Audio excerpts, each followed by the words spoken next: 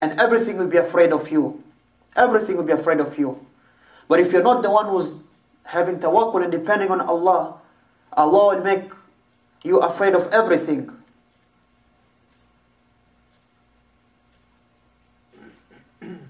And the thing which you depend upon from the creations, Allah will make you depend on them, or Allah will leave you with them. And so this will be a reason for you to be lost and to be misguided and to be destroyed. As it has come in the hadith, the Prophet says, "Man ta'allaka tamimatan fala tamma Allahu lahu, wa man ta'allaka wada'atan fala wada'a Allahu lahu." The one who hangs an amulet or wears an amulet or a charm, or those black strings they wear, and it is called tamima in Arabic, because they used to believe if you wear that, it's from the word tamam, to complete, it will make all your affairs to be complete and good. The Prophet says, فَلَا أَتَمَّ اللَّهُ لَهُ. May Allah not complete his affairs. وَمَنْ تَعَلَّكَ وَدَعَةً فَلَا وَدَعَ اللَّهُ لَهُ. And the one who hangs a wada'a, which is used to be a seashell, they used to believe, have some superstitious omens about it, then Allah may not complete his affair also. The one who depends on other than Allah, Allah will put that thing in charge of you, and you'll be lost and destroyed. Because the Sheikh Dawood says, because the one who depends on a tamima, or the one who wears a tamima, a charm or an amulet, or a wada'a, his heart is attached to it. His heart is attached to it, and so he'll be lost. On the other hand, the Muslim, he does not attach his heart except to Allah subhanahu wa ta'ala. And does not turn to except to Allah. And does not depend except on Allah. Then you say, وَأَصْلِحْ لِي شَأْنِي كُلَّهُ, and rectify all of my affairs, or make good everything of mine. In this, it shows your need, or how needy you are to Allah, in that He is the one who will rectify your matters, all of them.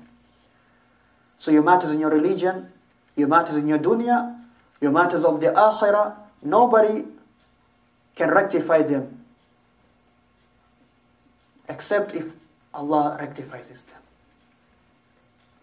And this is why you see the Prophet ﷺ used to say in his dua, Allahumma aslih li dini alladhi huwa ismatu amri, wa aslih li dunyaya allati fiha ma'ashi, wa aslih li akhirati allati fiha ma'adi, واجعل الحياة زيادة لي في كل خير والموت راحة لي من كل شر. This is in Sahih Muslim.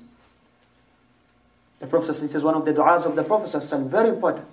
He used to say, Allahumma aslih li dini, O Allah, rectify for me my deen, alladhi huwa ismatu amri, which is the most important thing about me. The most important thing. Wa aslih li dunyaya allati fiha ma'ashi, and make good my affairs of my dunya, in which this is where I have my living. This is where I'm living.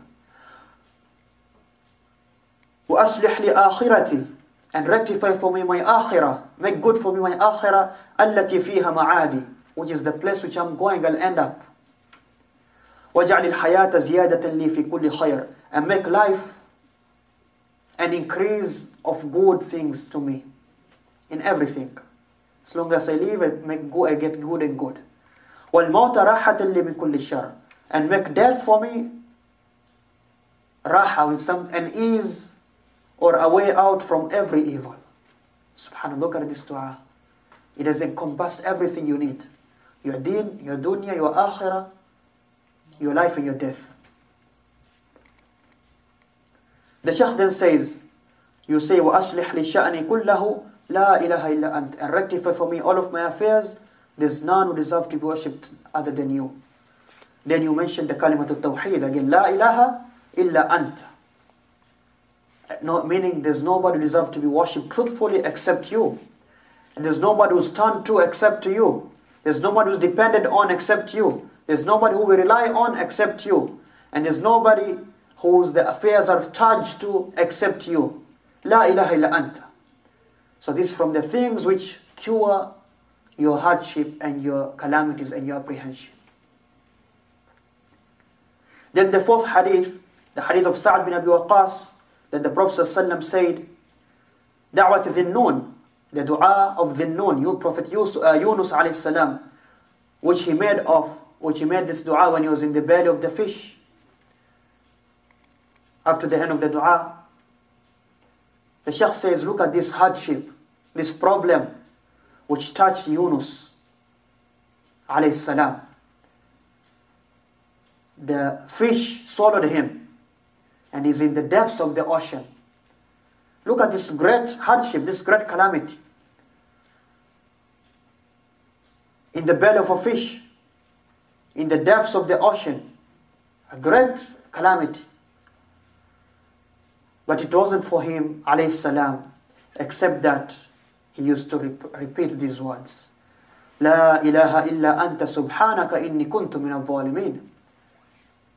There's none who deserves to be worshipped except you. Subhanaka, glorified, exalted are you. I am from those who have oppressed themselves. He is in the darknesses calling. In the darknesses of, in the belly of the fish, the darkness of the ocean, and the darkness of the night. In these depths of the ocean, he is repeating these words. La ilaha illa anta subhanaka inni kuntu min al-zalimin. This is the dua of the Nun alayhi salam, which he made when he is in the belly of the fish, and he used to repeat it. And Allah permitted for him, or permitted for the fish and Allah commanded it to take him out, or to throw him out.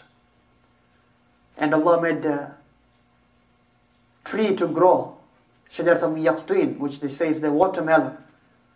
And Allah returned for him his health and his strength after he was in the depths of the ocean. But this great dua, this blessed dua, Yunus alayhi salam used to say it while he used to have complete certainty in Allah. And he used to depend on Allah. And he used to turn to Allah. And he knows that the relief for his problems is only in the hands of Allah subhanahu.